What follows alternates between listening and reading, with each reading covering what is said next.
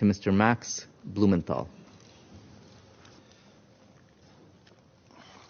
Thank you, and I thank Alex Rubenstein and Wyatt Reed for helping me prepare this address. Wyatt Reed is a journalistic colleague of mine who in October 2022 happened to be in Donetsk when his hotel was shelled by the Ukrainian military with a apparently U.S.-made howitzer, nearly killing him. He was 100 meters away. I'm also here with my friend, the civil rights activist Randy Kretico, who is more recently in Donetsk and witnessed regular HIMARS attacks on civilian targets. I am here not only as a journalist who has spent over 20 years writing books, producing documentaries, and writing articles about conflict and politics from several continents. I'm also here as an American taxpayer who's been dragooned into funding a proxy war that has become a threat to the regional and international stability at the expense of my countrymen and women.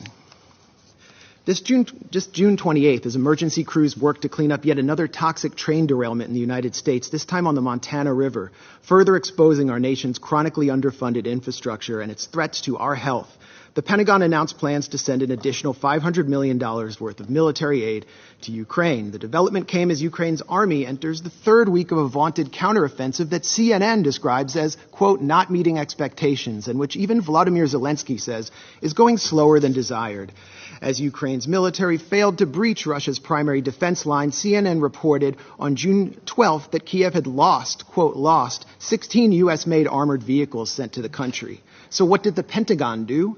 It simply passed that bill down to average U.S. taxpayers like myself, charging us another $325 million to replace Ukraine's squandered military stock. There was zero effort to consult the U.S. public's position on the matter, and the vast majority of Americans likely did not even know the exchange took place. This policy that I'm describing to you, which sees Washington prioritize unrestrained funding for a proxy war with a nuclear power in a foreign land while our domestic infrastructure falls apart before our eyes, exposes a disturbing dynamic at the heart of the Ukraine conflict, an international Ponzi scheme that enables Western elites to seize hard-earned wealth from the hands of average U.S. citizens and funnel it into the coffers of a foreign government that even Transparency International ranks as consistently one of the most corrupt in Europe. The U.S. government has yet to conduct an official audit of its funding for Ukraine. The American public has no idea where their tax dollars are going. And that's why this week, we at the Gray Zone published an independent audit of U.S. tax dollar allocation to Ukraine throughout the fiscal years 2022 and 23. Our investigation was led by Heather Kaiser, a former military intelligence officer who served in Iraq and Afghanistan. We found, among many bizarre payments, a $4.5 million payment from the U.S. Social Security Administration to the Kiev government. We found $4.5 billion worth of payments from the U.S.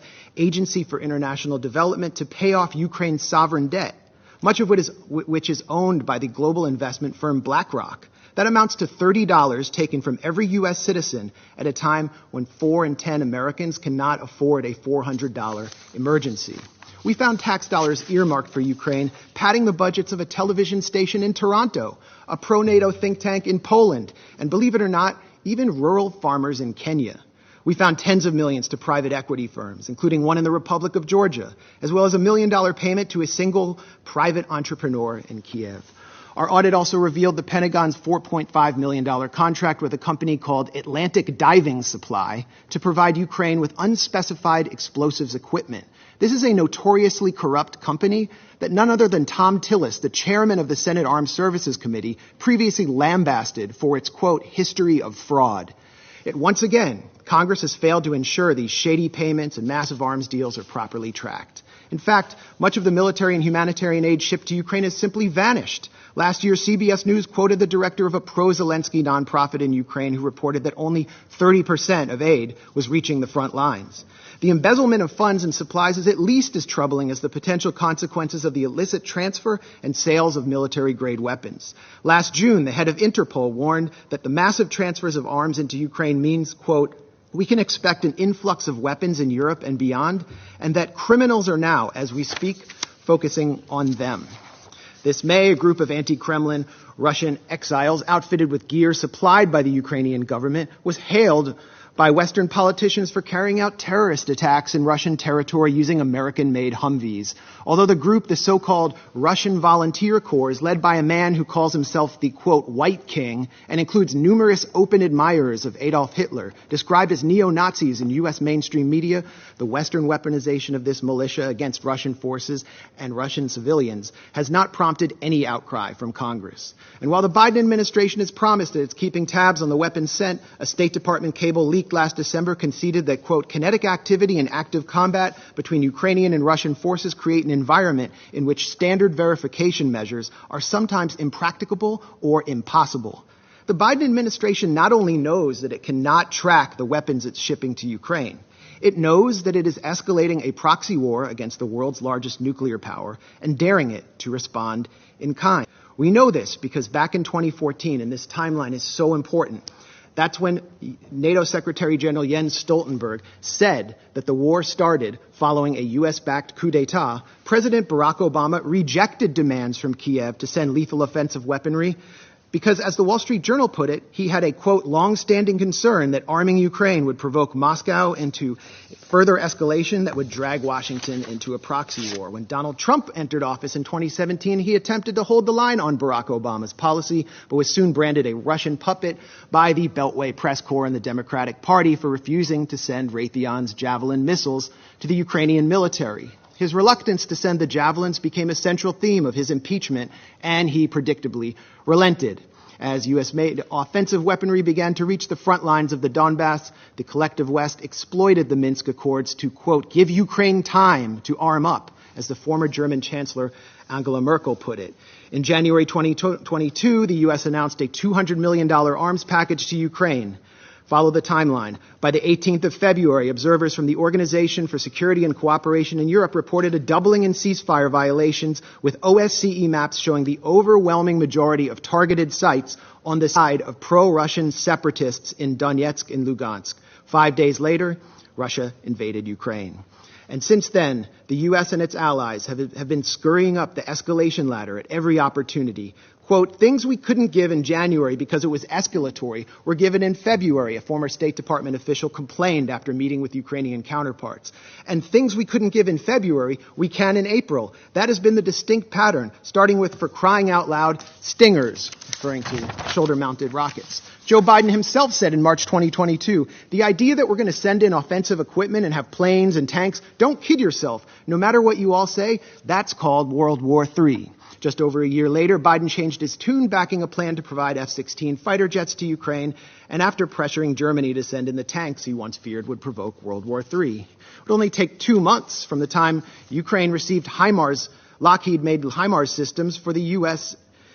For the Ukrainian military to begin targeting critical infrastructure, using them to strike the Antonovsky Bridge over the Dnipro River, and again 2 months later in a test strike on the Kakhovka Dam to see if the Dnipro's water could be raised enough to stymie Russian crossings, as the Washington Post reported. 3 weeks ago, the Kakhovka Dam was destroyed, triggering a major environmental catastrophe that caused mass flooding and contamination of the local water supply. Ukraine, of course, blames Russia for this attack, but has produced no evidence.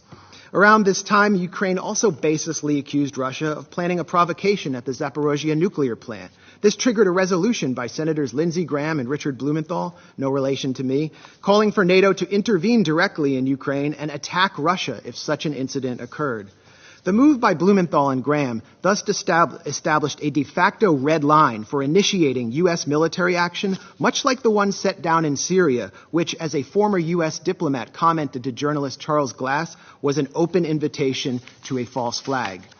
Will we see another Duma deception, but this time in Zaporozhye? This time with nuclear consequences? Why are we doing this? Why are we tempting nuclear annihilation by flooding Ukraine with advanced weapons and sabotaging negotiations at every turn? We've been told by people like Senator Dick Durbin that Ukraine is literally in a battle for freedom and democracy itself. And therefore, anyone who opposes military aid to Ukraine opposes the very defense of democracy, according to this logic. So where's the democracy in Vladimir Zelensky's decision to ban opposition parties, to criminalize the media outlets of his legitimate political opponents, to jail his top political rival and his deputies, to raid Orthodox churches and jail clergymen? Where is the democracy in the Ukrainian government's imprisonment of Gonzalo Lira, an American citizen, simply for challenging the official narrative of Ukraine's war? And where is the democracy in Zelensky's recent decision to suspend elections in 2024 on the grounds that martial law has been declared? The answer is that Ukrainian democracy is harder to find these days than that country's commander-in-chief, Valery Zaluzhny. Senator Lindsey Graham has offered a much more grim, more on-the-mark rationale for supplying Ukraine with billions in weapons. As the senator boasted during a recent visit with Zelensky in Kiev, the Russians are dying. It's the best money we've ever spent. I repeat, the Russians are dying. It's the best money we've ever spent. And Graham has also said that Americans are ready to fight this war down to the last Ukrainian. While official casualty numbers are strictly classified, we must worry that Ukraine is well on its way to fulfilling the senator's ghoulish fantasies. As a Ukrainian soldier complained this month to Vice News, we don't know what Zelensky's plans are, but, quote, it looks like the extermination of its own population, like of the combat-ready and working-age population. That's it. Indeed, military cemeteries in Ukraine are expanding almost as rapidly as the Northern Virginia McMansions and beachfront estates of executives from Lockheed Martin, Raytheon, and assorted Beltway contractors benefiting from the second highest level of military spending since World War II. These are the real winners of the Ukraine proxy war, not average Ukrainians or Americans or Russians. The winners, or Europeans for that matter, the winners are people like Secretary of State Tony Blinken, who spent his time between the Obama and Biden administrations launching a consulting firm called West Exec Advisors, which secured lucrative government contracts for intelligence firms and the arms industry. Blinken's former partners at West Exec include Director of National Intelligence Avril Haines, CIA Deputy Director David Cohen, former White House Press Secretary Jen Psaki, and almost a dozen current and former members of Biden's national security team. Defense Secretary Lloyd Austin, for his former and possibly future board member of Raytheon, and an ex-partner of Pine Island Capital Investment, which collaborates with West Exec and which Blinken himself has advised. Meanwhile, the current U.S. ambassador to this body, the UN, Linda Thomas Greenfield, is listed as a senior counsel at the Albright Stonebridge Group, a self-described commercial diplomacy firm that also finesses government contracts for the intelligence and arms sector, and which was founded by Madeleine Albright, infamously known for her comments that the deaths by sanctions of 500,000 Iraqi children were worth it. So while military-age Ukrainian men are ripped off the streets by military police and sent to the front lines, the financially and politically connected architects of this proxy war are planning to walk through the revolving door to reap unimaginable profits once their time in the Biden administration is over. For them, a negotiated settlement to this territorial dispute means an end to the cash cow of close to $150 billion in U.S. aid to Ukraine. So in closing, when the United States, my country, a permanent member of this council, has fallen under the control of a bipartisan regime which seeks to perpetuate a proxy war for as long as it takes, in the words of Joe Biden, which considers diplomacy synonymous with unilateral coercive measures to, quote, turn the ruble to rubble, as Biden pledged to do, whose leadership subverts negotiations in order to pursue profit while refusing to properly inform its own citizens what they're paying for, and pushes the sons and brothers of its supposed Ukrainian partners out onto a killing field in order to bludgeon a geopolitical rival, when both Zelensky and members of U.S. Congress are calling for preemptive strikes on Russia, which have nothing to do with Article 51 of the UN Charter, this Council must take action to enforce that charter. That charter is clear that the Security Council must use its authority to guarantee a pacific settlement of dispute, particularly when it threatens international security. That should not only apply to Russia and Ukraine. This Council has an obligation to strictly monitor and restrain the U.S. and the illegal military formation known as NATO. Thank you.